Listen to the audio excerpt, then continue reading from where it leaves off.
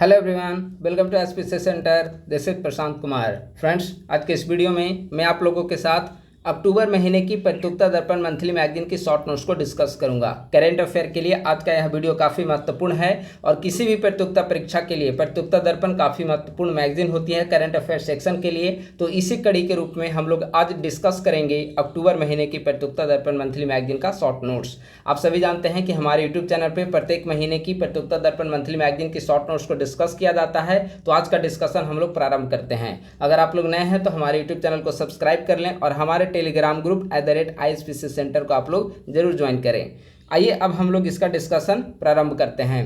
पहला पॉइंट है 29th independence day, 79वां स्वतंत्रता दिवस। इस बार का जो स्वतंत्रता दिवस था यानी कि जो 15 अगस्त इस बार का 79वां स्वतंत्रता दिवस था और एक प्राइम मिनिस्टर के रूप में नरेंद्र मोदी ने लाल किले से 12वीं बार झंडोत्तोलन का कार्य किया है। ठीक है, इनके पूर्व अगर देखा जाए तो लाल किले की प्राचीर से सबसे ज़्यादा झंडोत्तोलन करने का जो रिकॉर्ड है वह पहले प्रधानमंत्री नरेंद्र मोदी के पंडित जवाहरलाल नेहरू के नाम पर है। उन्होंने कुल 17 बार ध्वजारोहण किया है लाल किले की प्राचीर से। इनके बाद पंडित नेहरू के बाद दूसरे नंबर पे हैं इंदिरा गांधी, जिन्होंने 16 बार झंडोत्तोलन किया है और तीसरे नंबर पे अभी आ चुके हैं प्राइम मिनिस्टर नरेंद्र मोदी। ठीक है, इन्होंने लगातार 12वीं बार ध्वजारोहण किया है।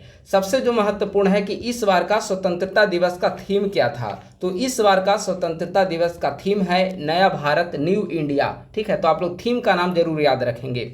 इस बार की स्वतंत्रता दिवस के अवसर पर जब प्राइम मिनिस्टर झंडोत्तोलन के बाद देश को संबोधित कर रहे थे तो उन्होंने कई सारे महत्वपूर्ण घोषणाएं की हैं। तो ये घोषणाएं जो है प्रीलिम्स एग्जामिनेशन के लिए काफ़ी महत्वपूर्ण हो जाता है। चाहे आप AEDO की तैयारी कर रहे हो, किसी भी कंपटीशन की, BPSC, BSSC या अन्य स्टेट PCS की तैयारी कर रहे हो, तो प्रतियोगिता दर्पण महत्वपूर्ण मैगजीन है। ठीक है, उसमें देखा जाए तो इस बार स्वतंत्रता दिवस की प्राचीर से कई सारी घोषणाएं की गई है। पुराने जो स्कीम लॉन्च किए गए थे उनकी उपलब्धियों के बारे में प्राइम मिनिस्टर ने चर्चा की है और कई सारे नई घोषणाएं की हैं, जिनमें सबसे महत्वपूर्ण है सुदर्शन चक्र मिशन। ठीक है, यह बेसिकली एक 10 वर्षीय मिशन है, यानी कि 2035 तक, 2025 में लॉन्च किया गया 15 अगस्त को, और 10 वर्षीय मिशन है यानी कि 2035 तक देश के सभी महत्वपूर्ण स्थानों को सुरक्षा कवच प्रदान करते हुए अभेद्य दुर्ग में तब्दील करने का लक्ष्य रखा गया है प्राइम मिनिस्टर के द्वारा 2035 तक। यानी कि सुदर्शन चक्र मिशन के तहत देश के जितने भी महत्वपूर्ण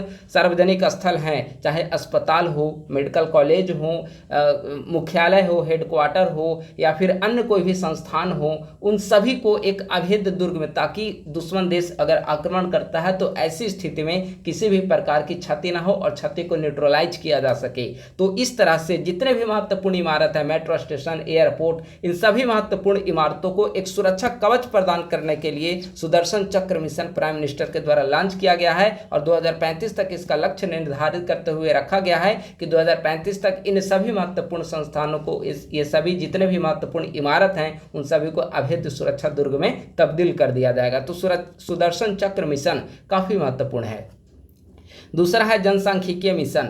ठीक है, जनसांख्यिकीय मिशन, चूंकि देश में घुसपैठ की समस्या काफ़ी बढ़ रही है और इसीलिए प्राइम मिनिस्टर के द्वारा देश में बढ़ रही घुसपैठ की समस्याओं से निपटने के लिए जनसांख्यिकीय मिशन लॉन्च करने की घोषणा की गई है। ठीक है, PM विकसित भारत रोजगार योजना। देखिए, PM विकसित भारत रोजगार योजना, इसकी कैबिनेट की मंजूरी 15 अगस्त से पूर्व ही मिल चुकी थी। 1 जुलाई 2025 को केंद्र सरकार के द्वारा, केंद्रीय कैबिनेट के द्वारा PM विकसित भारत रोजगार योजना की मंजूरी प्रदान कर दी गई थी, लेकिन इसे लागू किया गया है लाल किले की प्राचीर से जब देश को संबोधित कर रहे थे प्राइम मिनिस्टर मिस्टर मोदी, तो उसके बाद 15 अगस्त 2025 ईस्वी से इसे लागू किया गया। तो पूछेगा अगर कि प्रधानमंत्री विकसित भारत रोजगार योजना को कैबिनेट की मंजूरी कब मिली, तो 1 जुलाई 2025, और इसे लागू कब किया गया, 15 अगस्त 2025। तो डेट को लेकर आप लोग कंफ्यूज नहीं होंगे। अब सवाल है कि आखिर प्रधानमंत्री विकसित भारत रोजगार योजना में है क्या, तो इसके तहत 1 लाख करोड़ की इस योजना के द्वारा अगले 2 वर्षों में 3.5 करोड़ से अधिक रोजगार के अवसरों का सृजन किया जाएगा। ठीक है, इस पूरे स्कीम के तहत 1 लाख करोड़ रुपए खर्च किए जाएंगे, 1 लाख करोड़ रुपए खर्च किए जाएंगे और इसके माध्यम से अगले 2 वर्षों में 3.5 करोड़ से अधिक रोजगार के अवसरों का सृजन किया जाएगा। साथ ही निजी क्षेत्र में पहली बार नौकरी पाने वाले युवाओं को 15,000 रुपये की प्रोत्साहन राशि भी प्रदान की जाएगी। तो PM विकसित भारत रोजगार योजना काफ़ी महत्वपूर्ण है। 3 स्कीम हो चुके हैं। चौथा स्कीम है national deep water exploration mission. ठीक है, समुद्र के अंदर तेल, गैस आदि के भंडार का पता लगाने के लिए केंद्र सरकार के द्वारा national deep water exploration mission launch करने की घोषणा की गई है। तो यह था 29th इंडिपेंडेंस डे के अवसर पर, इसका थीम था नया भारत और प्राइम मिनिस्टर के द्वारा जो भी महत्वपूर्ण घोषणाएं की गई है उसके बारे में 4-5 स्कीम काफी महत्वपूर्ण है। बाकी पुराने स्कीम की उपलब्धियों को उन्होंने वहां पर चर्चा किया है। अगला पॉइंट है, प्रधानमंत्री के द्वारा 6 अगस्त को नई दिल्ली में कर्तव्य पथ पर पहले कर्तव्य भवन का लोकार्पण किया गया है। कर्तव्य भवन, इसका क्या है कर्तव्य भवन?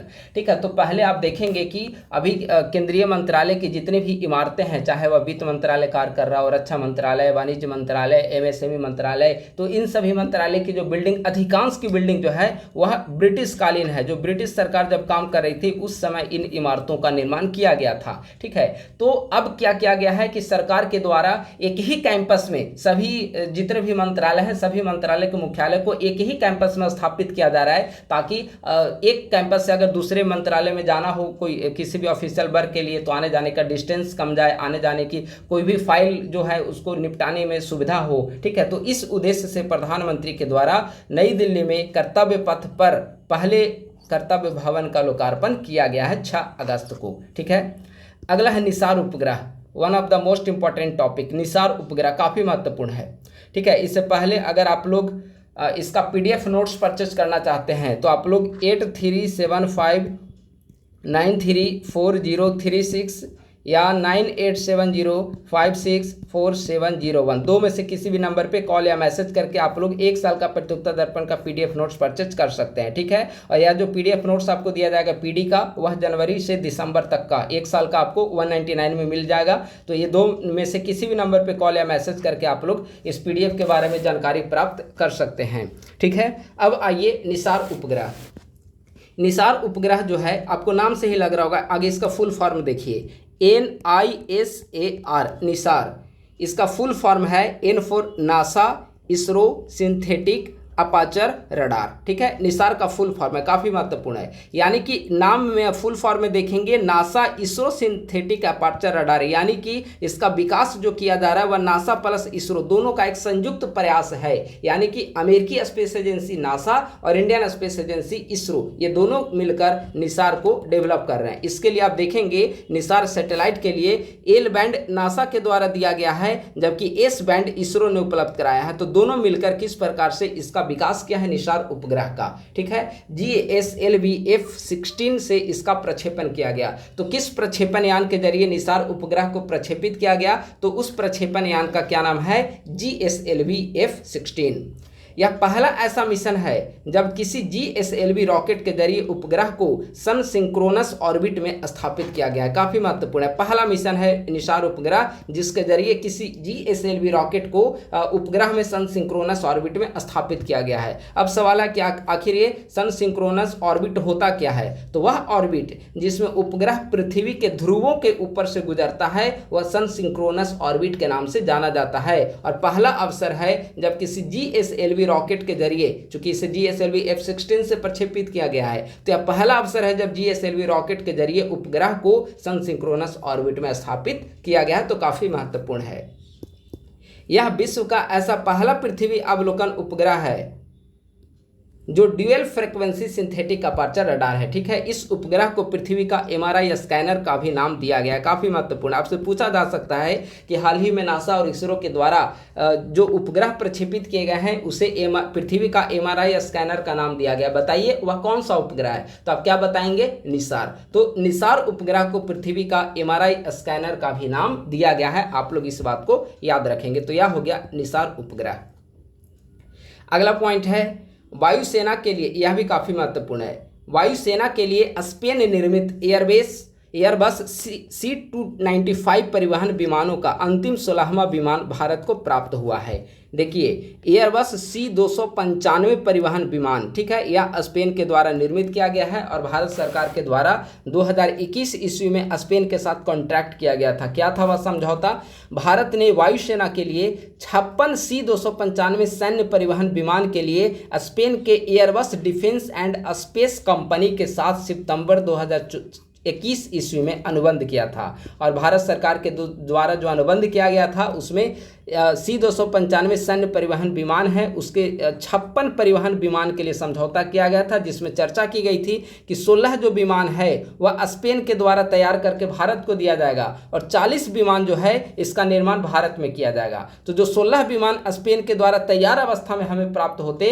और उन्हीं 16 विमानों में से अंतिम जो 16वां विमान है वह भारत को प्राप्त हो चुका है। ठीक है, तो यह महत्वपूर्ण है।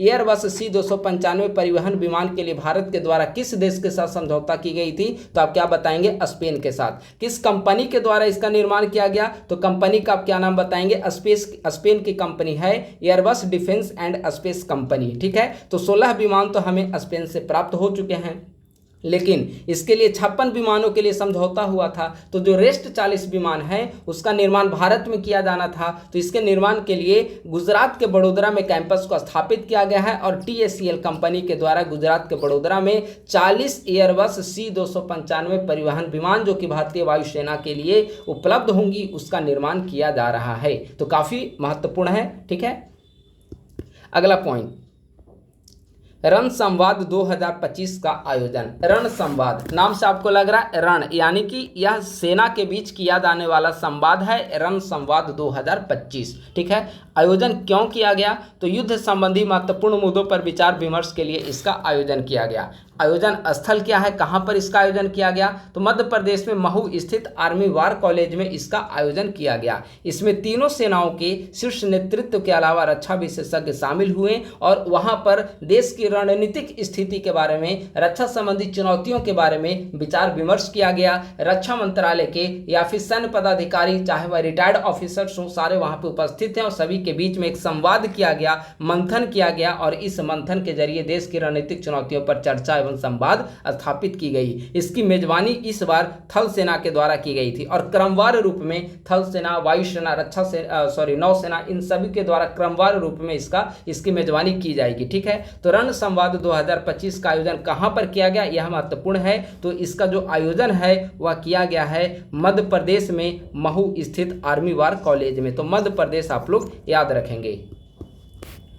अगला पॉइंट है, हाल ही में 2 नए युद्धपोत भारतीय नौसेना में शामिल किए गए। कौन कौन से 2 नए युद्धपोत शामिल किए गए? तो INS उदयगिरी और INS हिमगिरी। इन दोनों का निर्माण प्रोजेक्ट 17A के तहत किया गया था और ये स्वदेश निर्मित युद्धपोत हैं। तो INS उदयगिरी और INS हिमगिरी, इन दोनों का, ये जो दोनों युद्धपोत हैं भारतीय नौसेना में शामिल किए गए। प्रोजेक्ट 17A के द्वारा इसका निर्माण किया गया था। इन दोनों को विशाखापत्तनम में आयोजित समारोह में नौसेना में शामिल किया गया है। INS उदयगिरी 100वां युद्धपोत है। इसका निर्माण मझगांव डाक शिप बिल्डर्स लिमिटेड मुंबई के द्वारा किया गया और INS उदयगिरी 101वां युद्धपोत है जिसका निर्माण garden rich ship builders Kolkata के द्वारा किया गया। तो काफी महत्वपूर्ण है। INS उदयगिरी और INS हिमगिरी, इन दोनों को भारतीय नौसेना में शामिल किया गया। INS उदयगिरी यह नौसेना का 100वां युद्धपोत है और INS हिमगिरी 101वां युद्धपोत है। INS उदयगिरी का निर्माण किसके द्वारा किया गया? मझगांव डाक शिप बिल्डर्स लिमिटेड मुंबई के द्वारा। और INS हिमगिरी का निर्माण किसके द्वारा किया गया? तो garden rich ship builders Kolkata के द्वारा। ये जो दोनों युद्धपोत हैं वह प्रोजेक्ट 17A के द्वारा निर्मित हैं और स्वदेश निर्मित युद्धपोत हैं जिनका जलावतरण हाल ही में विशाखापत्तनम में आयोजित समारोह में किया गया है। तो काफी महत्वपूर्ण है।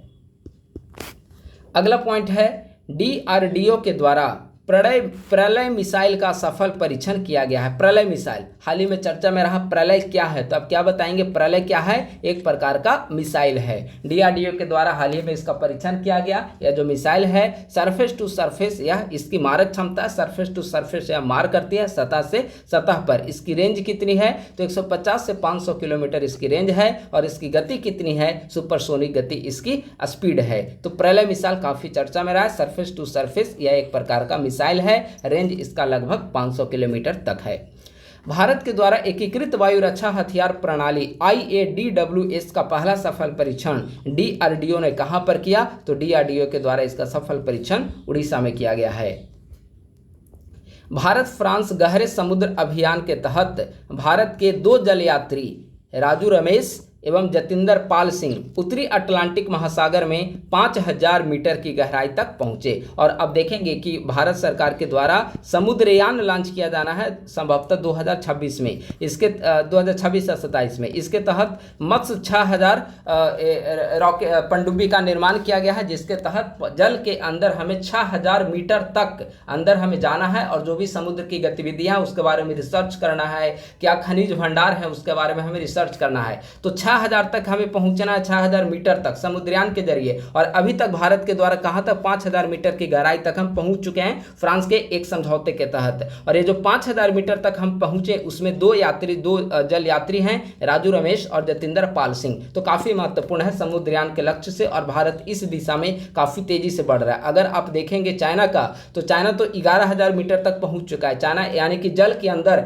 11000 मीटर यानी कि जल के अंदर वह 11 किलोमीटर तक उसकी पहुंच हो चुकी है। और भारत जो है समुद्रयान के जरिए 6 किलोमीटर तक पहुंचने की कोशिश कर रहा है, और अभी हम 5 किलोमीटर तक पहुंच चुके हैं फ्रांस के सहयोग से उत्तरी अटलांटिक महासागर में। अगला है उपराष्ट्रपति पद का चुनाव। ठीक है, 17वें राष्ट्रपति के रूप में देखा जाए तो 17वें व्यक्ति होंगे, व्यक्ति नहीं राष्ट्रपति, उपराष्ट्रपति का पद देखा जाए तो 17वें उपराष्ट्रपति के लिए चुनाव किया गया। ठीक है, अधिसूचना जारी हुई थी 7 अगस्त 2025 को। नामांकन की अंतिम तिथि थी 21 अगस्त 2025 और चुनाव 9 सितंबर 2025 को संपन्न हुई। ये डेट इसीलिए मैं यहाँ पर डिस्कस करूँ ताकि कभी कभार पूछ लिया जाता है, किसी वन लाइनर जो एग्जामिनेशन होंगे वहाँ पर पूछ लिया जाएगा कि उपराष्ट्रपति पद के चुनाव के लिए अधिसूचना कब जारी की गई, इलेक्शन कब हुए इसका। तो 9 सितंबर को चुनाव हुआ और 9 सितंबर को ही देर रात्रि तक इसका रिजल्ट भी प्रकाशित कर दिया गया था। अधिसूचना कब जारी हुई? 7 अगस्त 2025 को अधिसूचना जारी की गई। और इसके पूर्व वाला जो वीडियो था सितंबर महीने का प्रत्युत्तर दर्पण, उसके बाद उसमें भी हमने उपराष्ट्रपति पद से संबंधित चीजों को चर्चा किया था। ठीक है, कि कब इस्तीफा हुआ जगदीप धनखड़ का, 14वें उपराष्ट्रपति थे, ये 15वें होंगे, लेकिन नंबर भी देखा जाए तो 17वें होंगे, 15वें व्यक्ति होंगे और 17वें नंबर पे आएंगे। ठीक है, तो इनका चुनाव हुआ 9 सितंबर 2025 को।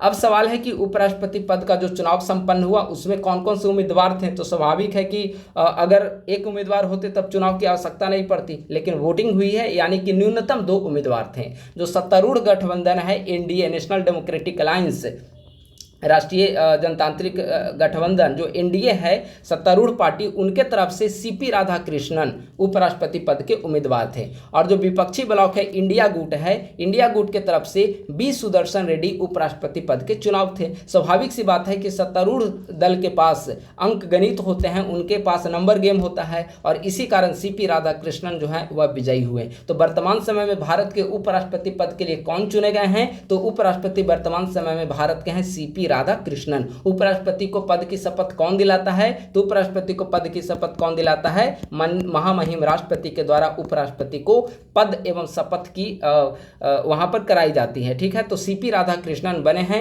उपराष्ट्रपति पद के लिए। रिटर्निंग ऑफिसर किसे बनाया गया? तो उपराष्ट्रपति पद के लिए पीसी मोदी को रिटर्निंग ऑफिसर बनाया गया था।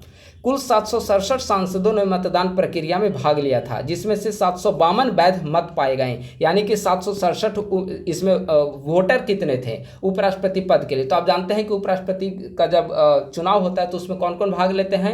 संसद के दोनों सदन के सभी सदस्य जो होते हैं उपराष्ट्रपति पद के लिए जब वोटिंग होती है तो उसमें भाग लेते हैं, यानी कि वोटर होते हैं संसद के सदस्य। टोटल 767 सदस्यों ने मतदान प्रक्रिया में हिस्सा लिया था। इसमें 15 वोट जो थे वो अवैध पाए गए। 15 वोट जब इसमें अवैध पाए गए तो टोटल बच गया 752। जब टोटल वैध मत हुए, इनमें से जो विजयी उम्मीदवार हैं सीपी राधाकृष्णन, विजयी उम्मीदवार को 452 मत प्राप्त हुए। ठीक है, तो सीपी राधाकृष्णन वर्तमान समय में भारत के नए उपराष्ट्रपति बने हैं। अगले पॉइंट की ओर आते हैं, वह है राष्ट्रीय खेल प्रशासन विधेयक 2025। राष्ट्रीय खेल प्रशासन विधेयक 2025 लोकसभा में 11 अगस्त 2025 को लाया गया, राज्यसभा में 12 अगस्त 2025 को लाया गया और राष्ट्रपति की स्वीकृति मिली 18 अगस्त 2025 को, और इसे देश में लागू कर दिया गया है। राष्ट्रीय खेल प्रशासन विधेयक 2025 का क्या उद्देश्य है? तो देश में वैश्विक स्तर का खेल ढांचा तैयार करना इसका महत्वपूर्ण उद्देश्य है। साथ ही साथ खेल प्रशासन को अधिक जवाबदेह व पारदर्शी बनाना भी इसका उद्देश्य है। तो राष्ट्रीय खेल प्रशासन विधेयक 2025 काफी महत्वपूर्ण है। अब इसमें क्या क्या महत्वपूर्ण प्रावधान किए गए हैं तो मुख्य प्रावधान की ओर देखा जाए तो पहला है राष्ट्रीय खेल बोर्ड का गठन किया जाना। दूसरा, सभी राष्ट्रीय खेल महासंघों को केंद्र सरकार से वित्त पोषण के लिए एनएसबी की मान्यता अनिवार्य कर दी गई है। राष्ट्रीय खेल बोर्ड के अध्यक्ष व सदस्यों की नियुक्ति केंद्र सरकार के द्वारा की जाएगी। सभी खेल महासंघ आरटीआई के दायरे में आएंगे। हालांकि बीसीसीआई जो है वह आरटीआई के दायरे में नहीं आ पाएगा, क्योंकि बीसीसीआई जो है वह सरकार से आर्थिक सहायता प्राप्त नहीं करती है। ठीक है, तो इसके तहत सभी खेल महासंघ को आरटीआई के दायरे में लाने की चर्चा की गई है। खेल महासंघों व एथलीट से जुड़े विवादों के समाधान के लिए राष्ट्रीय खेल न्यायाधिकरण का गठन किया जाएगा। राष्ट्रीय खेल न्यायाधिकरण जो होगा उसे सिविल न्यायालय की शक्तियां प्राप्त होंगी। तो राष्ट्रीय खेल न्यायाधिकरण विधेयक काफी महत्वपूर्ण है।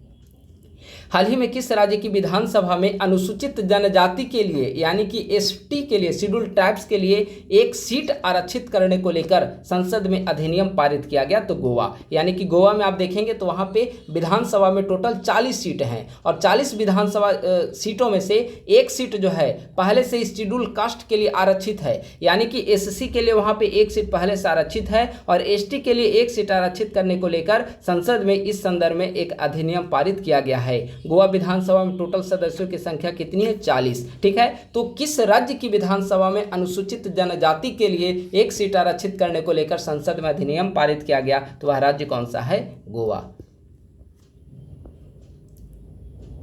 चुनाव आयोग की नवीनतम अधिसूचना के अनुसार देश में राष्ट्रीय स्तर के 6 व राज्य स्तरीय 67 राजनीतिक दल सूचीबद्ध हैं। चुनाव आयोग की नवीनतम अधिसूचना के अनुसार 6 राजनीतिक दल कौन कौन हैं जो राष्ट्रीय स्तर के राजनीतिक दल के रूप में जिन्हें मान्यता प्राप्त है? उन 6 राजनीतिक दलों में आम आदमी party, BSP Bahujan Samaj party, BJP Bharatiya Janata Party, NPP National People's Party, INC India National Congress और CPI Communist Party of India Marxist. ये जो 6 दल हैं वह वर्तमान समय में ये 6 राष्ट्रीय राजनीतिक दल हैं। तो चुनाव आयोग के हालिया अधिसूचना के अनुसार वर्तमान समय में भारत में 6 राष्ट्रीय राजनीतिक दल के रूप में सूचीबद्ध हैं और 67 राजनीतिक दल ऐसे हैं जो राज्य स्तरीय राजनीतिक दल के रूप में सूचीबद्ध हैं। हाल ही में किस देश ने यूरोपीय संघ की मुद्रा यूरो को अपनी आधिकारिक मुद्रा के रूप में अपनाने की घोषणा की है? तो बुल्गारिया के द्वारा यह घोषणा की गई है। 1 जनवरी 2026 से इसे लागू किया जाएगा। अब सवाल है कि यूरोपीय संघ की मुद्रा यूरो को तो बुल्गारिया अपना लेगा, ठीक है, लेकिन यूरो से पूर्व बुल्गारिया की मुद्रा क्या था? तो यूरो से पूर्व बुल्गारिया की आधिकारिक मुद्रा बुल्गेरियन लेव थी। ठीक है, बुल्गारिया यूरो को अपनाने वाला 21वां देश बना है। तो इन सभी फैक्ट्स को आप लोग याद रखेंगे।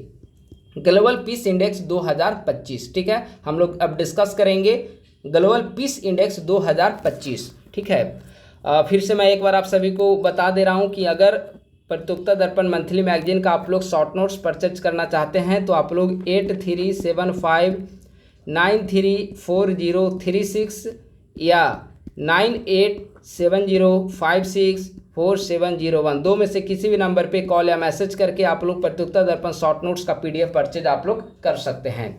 अब आइए ग्लोबल पीस इंडेक्स 2025 किसके द्वारा जारी की जाती है? तो institute for economics and peace के द्वारा। पीस इंडेक्स है तो institute for economics and peace के द्वारा इसे जारी किया जाता है, आईईपी के द्वारा। ठीक है, और 2025 का जो इंडेक्स जारी हुआ है उस 2025 के इंडेक्स में भारत को 163 देशों की सूची में भारत को 115वां स्थान प्राप्त हुआ है। भारत का स्कोर क्या है? तो 2.229 भारत का इस बार का स्कोर है ग्लोबल पीस इंडेक्स में। अगर रैंकिंग में देखा जाए तो पिछली बार की तुलना में एक रैंक का सुधार हुआ है। 2024 में हमारा रैंकिंग 116वां स्थान पे था और 2025 में हमारा रैंकिंग 115वां स्थान पे हो चुका है। टॉप रैंकर्स की सूची में अगर देखा जाए तो आइसलैंड, आयरलैंड और न्यूजीलैंड टॉप रैंकर्स की सूची में है। Iceland, Ireland, New Zealand. अगर बॉटम रैंक देखा जाए तो सबसे नीचे जो है रशिया है, उसके ऊपर यूक्रेन और उसके ऊपर सूडान, यानी कि ये बॉटम 3 है। सबसे नीचे रशिया जैसे 163वें स्थान पे है, उसके बाद ऊपर जो है 162वें पे यूक्रेन है और 161वें स्थान पर है सूडान। ठीक है, तो top rankers, bottom rankers, India का स्थान 115, स्कोर है 2.229, जारी की जाती है आईईपी के द्वारा। इसे जारी करने के लिए 23 मानक को आधार बनाया जाता है और 23 जो मानक होते हैं इसके आधार पर सभी का स्कोर निर्धारित करके रैंकिंग तैयार की जाती है ग्लोबल पीस इंडेक्स के अंतर्गत। अब है 25वां एससीओ सम्मेलन 2025। ठीक है, काफी महत्वपूर्ण है।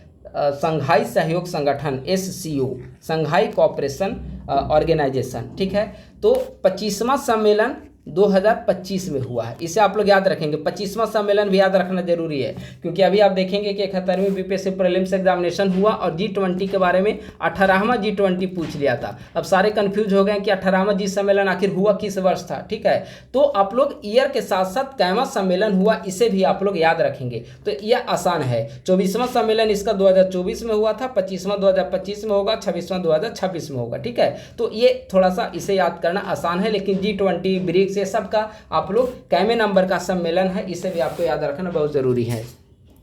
तो 25वां SCO सम्मेलन 2025 कहां पर संपन्न हुआ? तो चीन के तियाजिन में इसका आयोजन किया गया और भारत की तरफ से भारतीय प्रधानमंत्री इसमें SCO के सम्मेलन में शामिल हुए हैं। तो चीन के तियाजिन में 25वां SCO सम्मेलन 2025 संपन्न हुआ है 31 अगस्त से 1 सितंबर 2025 के मध्य में। इस बार का थीम क्या था SCO सम्मेलन का? तो संघाई भावना को कायम रखना संघाई भावना को कायम रखना SCO ऑन द मूव 25वां SCO सम्मेलन का थीम था। चीन ने वर्ष 2025 को SCO year of sustainable development घोषित किया है। अब SCO का थोड़ा सम्मेलन देख लीजिए। 24वां सम्मेलन 2024 में अस्ताना कजाकिस्तान में संपन्न हुआ। 25वां सम्मेलन 2025 में तियानजिन चाइना में अभी तुरंत संपन्न हुआ, 1 सप्ताह 10 दिन पहले। 26वां सम्मेलन 2026 किर्गिजिस्तान में प्रस्तावित है अगले वर्ष। ठीक है, तो यह 3 सम्मेलन हुआ, एक जो इस वर्ष संपन्न हुआ है चाइना में, दूसरा जो पिछले बार हुआ था अस्ताना कजाकिस्तान में, और तीसरा जो अगले वर्ष होगा वह किर्गिस्तान बिश्केक में संपन्न होगा।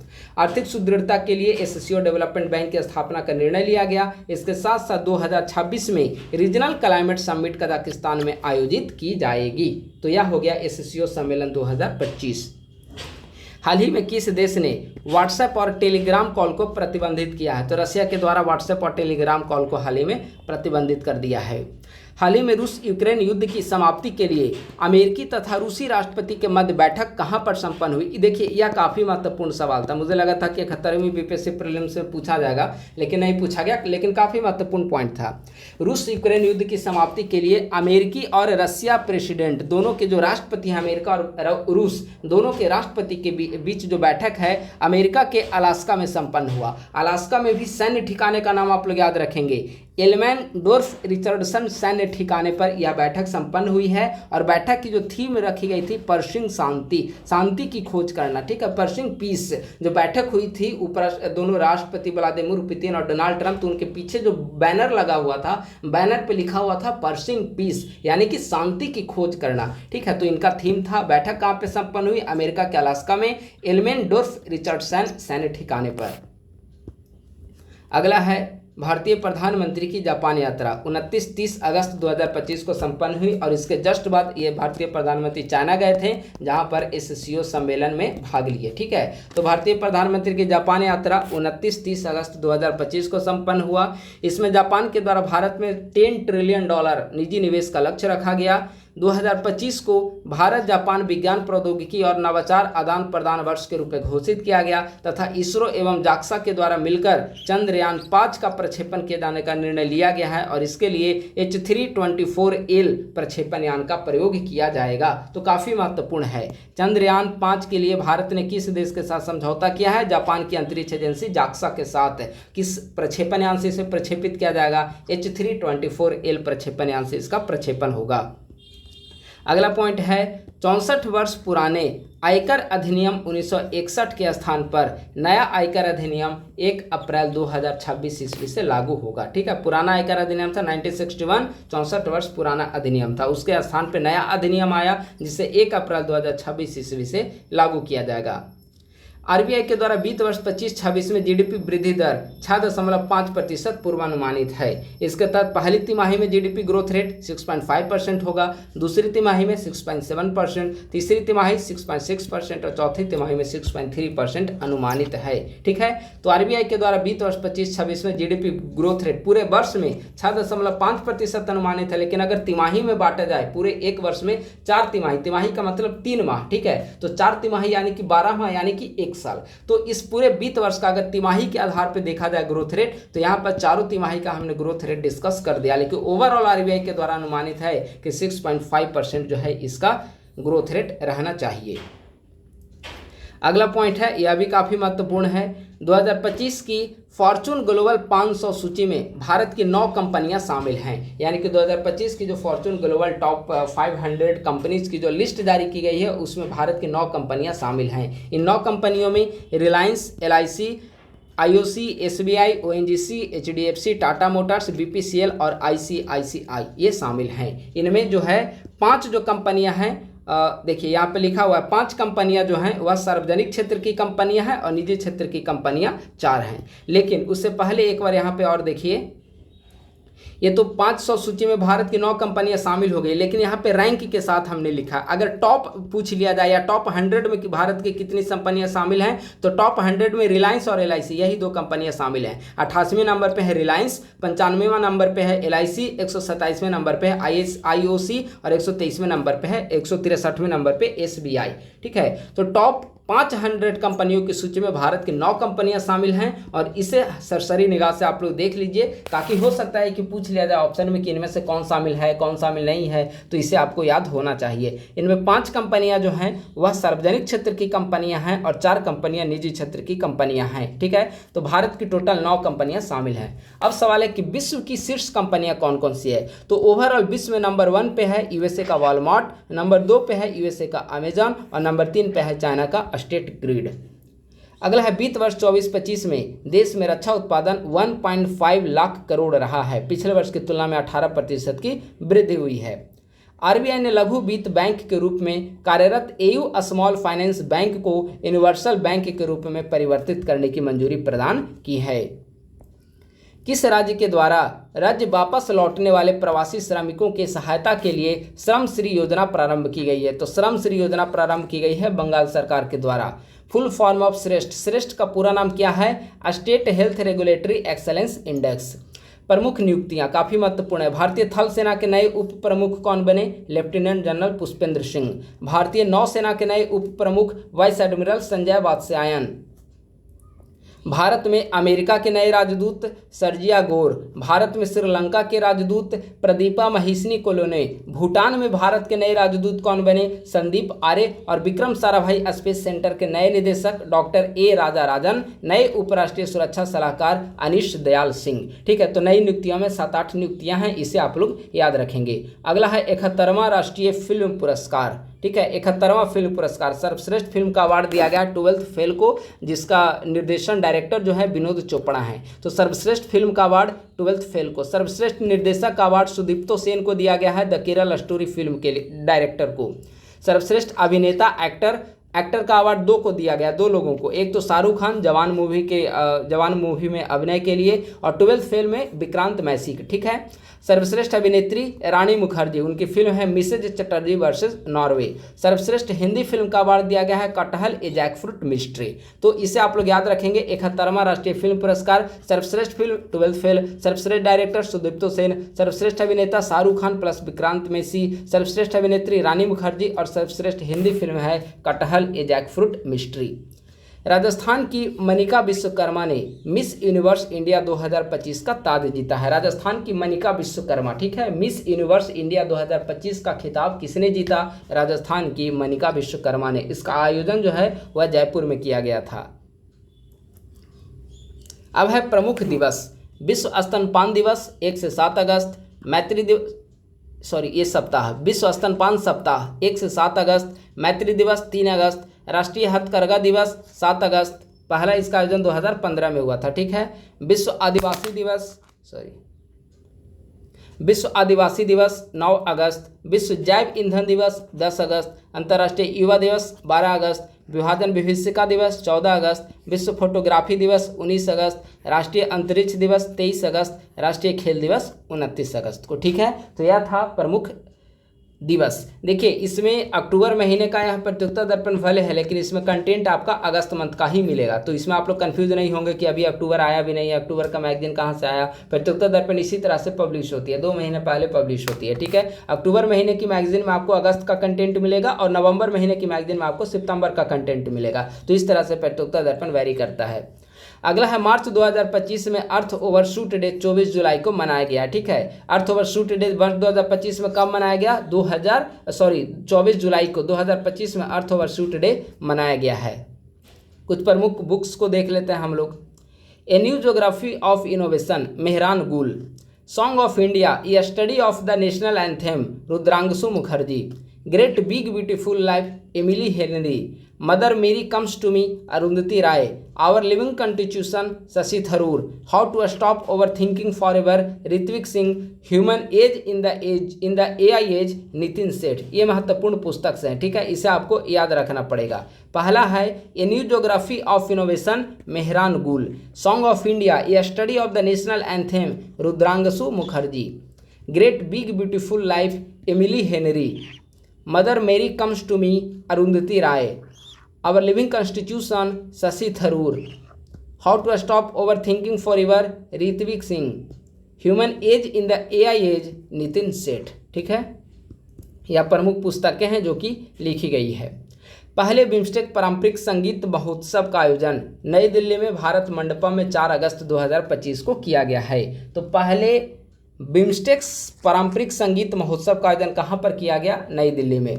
देश का 22वां IIM गुवाहाटी में स्थापित हो गया। पूर्वोत्तर का दूसरा IIM है, इसके पूर्व में शिलोंग में स्थापित किया गया है और यह दूसरा है गुवाहाटी में। तो देश का 22वां IIM कहाँ पर स्थापित किया जा रहा है? गुवाहाटी में। भारतीय रेलवे ने सबसे लंबी मालगाड़ी रुद्रास का सफल संचालन किया है। इसकी लंबाई 4.5 किलोमीटर है। इसे चंदौली के गंज ख्वाजा रेलवे स्टेशन से गढ़वा रोड स्टेशन झारखंड तक इसे चलाया गया। तो रुद्रास आप लोग याद रखेंगे। 15वीं राष्ट्रीय महिला जूनियर हॉकी चैंपियनशिप, तो 15वीं राष्ट्रीय महिला हॉकी जूनियर चैंपियनशिप, इसका आयोजन काकीनाडा आंध्र प्रदेश में किया गया। विजेता झारखंड है और उप विजेता हरियाणा है। भारतीय फुटबॉल टीम के नए मुख्य कोच कौन बने हैं? तो भारतीय फुटबॉल टीम के नए मुख्य कोच खालिद जमील को बनाया गया है। WHO ने हाल ही में किस देश को रूबेला मुक्त घोषित किया है? तो नेपाल को। भारतीय रेलवे ने वाराणसी में देश का पहला पोर्टेबल सोलर पैनल सिस्टम को प्रारंभ किया है। तो देश का पहला portable solar panel system railway के द्वारा कहाँ पर प्रारंभ किया गया है? वाराणसी में। WHO ने केन्या को निद्रा रोग या मानव अफ्रीकी ट्रिपैनोसोमियासिस मुक्त घोषित किया है। तो निद्रा रोग से मुक्त किस देश को घोषित किया गया है? केन्या को। हैदराबाद में भारत के पहले पशु स्टेम सेल बायो बैंक का उद्घाटन किया गया है। तेलंगाना में 2 दुर्लभ कवक प्रजातियां ब्लू पिंक गिल मशरूम और शटलकॉक मशरूम की नई प्रजाति की खोज की गई है। कहां पर? तेलंगाना में। 16वीं शेर जनसंख्या अनुमान रिपोर्ट। भारत में एशियाई शेरों की गणना की गई है, जिसमें 2025 में इसकी संख्या 891 पाई गई। इसके पूर्व में 2020 में यह संख्या जो थी 2020 में 674 और 2025 में यह संख्या बढ़ गई एशियाई शेरों की 891 बढ़कर हो गई है। ठीक है, तो यह भी महत्वपूर्ण है। 16वीं शेर जनसंख्या अनुमान रिपोर्ट। यह हो गया प्रत्युत्तर दर्पण का शॉर्ट नोट्स। अब आइए इसका हम लोग स्मरणीय तथ्य को भी डिस्कस कर लेते हैं, क्योंकि जो सवाल है यहाँ से भी पूछे जा सकते हैं। इसका जो PDF आप लोग परचेज करेंगे तो इसके PDF में सारा कंपाइल रहेगा। स्मरणीय तथ्य और मैगजीन जो शॉर्ट नोट से सारा कंपाइल रहेगा। इसका PDF के लिए हमने ऊपर नंबर आपको बताया था, फिर से आप लोग सुन लीजिए। 8375934036 या 9870564701। ये 2 में से किसी भी नंबर पे कॉल या मैसेज करेंगे तो आपको PDF के बारे में जानकारी दे दी जाएगी, या फिर जब हमारा पेड बैच प्रीलिम्स के लिए लॉन्च किया जाएगा तो वहाँ भी ऐड होंगे, तो आपको हर महीने का PD नोट्स वगैरह आपको मिलता रहेगा। आइए अब हम लोग इसका स्मरणीय तथ्य देखते हैं। पहला पॉइंट, 15 अगस्त 2025 को 29th इंडिपेंडेंस डे के अवसर पर आयोजित एट होम कार्यक्रम के लिए भेजी गई निमंत्रण किट में किन 4 प्रमुख लोक चित्रकलाओं का प्रदर्शन किया गया है? टिकुली कला, पटचित्र, तालपत्र चित्र और पैतकर चित्रकला। ये 4 चित्रों का वहाँ पे प्रदर्शन किया गया है। हाल ही में गोवा विधानसभा में विधायकों ने राज्य में बैल लड़ाई को वैध बनाने के लिए समर्थन जताया। स्थानीय रूप से यहाँ बैल लड़ाई को किस नाम से जाना जाता है? धीरियो या धीरी। हाल ही में केरल के स्वास्थ्य विभाग ने कोझिकोड जिले में दुर्लभ प्राथमिक अमीबिक मेनिंगियोन्सेफलाइटिस के कारण अलर्ट जारी किया है। यह किस कारण होता है? नेग्लेरिया फाउलेरी के कारण यह रोग होता है। तमिलनाडु के महाबलीपुरम में आयोजित एशियाई सर्फिंग चैंपियनशिप 2025 में किस भारतीय ने पहली बार कोई व्यक्तिगत पदक जीता? रमेश बुधियाल ने। 15वीं जूनियर राष्ट्रीय महिला हॉकी चैंपियनशिप में झारखंड ने किस राज्य को हराकर यह खिताब जिताया? हरियाणा। अभी हमने बताया कि इसका आयोजन कोझिकोड आंध्र प्रदेश में, इसका आयोजन काकीनाडा आंध्र प्रदेश में इसका आयोजन किया गया था, जिसमें झारखंड जो है वह विजेता रहा और हरियाणा जो है वह उप विजेता रहा। अगला है, हाल ही में इसरो ने अरुणाचल प्रदेश के किस सुदूर जिले में अंतरिक्ष प्रयोगशाला का उद्घाटन किया है? तो सियामी में। यह अरुणाचल प्रदेश का है सियोमी जिला। भारत का पहला अत्याधुनिक पशु स्टेम सेल बायोबैंक और प्रयोगशाला कहां पर शुरू की गई है? हैदराबाद में। आवधिक श्रम बल सर्वेक्षण PLFS के मासिक बुलेटिन के अनुसार भारत की बेरोजगारी दर जून 2025 में 5.6% से घटकर जुलाई 2025 में कितने प्रतिशत पे रह गई है? 5.2%। लखनऊ के निकट काकोरी गांव के पास घटित काकोरी ट्रेन कांड, जिसे नया नाम दिया गया है काकोरी ट्रेन एक्शन, ने हाल ही में कितने वर्ष पूरे किए हैं? तो हाल ही में इसने 100 वर्ष पूरे किए हैं। किस वर्ष वित्त वर्ष 2025-26 की पहली तिमाही में भारत का इलेक्ट्रॉनिक निर्यात 47% बढ़कर कुल कितना अरब डॉलर रहा है? 12.4 अरब डॉलर। प्रतिवर्ष 9 अगस्त को मनाए जाने वाले विश्व के स्वदेशी लोगों का अंतर्राष्ट्रीय दिवस का विषय वर्ष 2025 में क्या रखा गया है? स्वदेशी लोग और AI अधिकारों की रक्षा, भविष्य को आकार देना।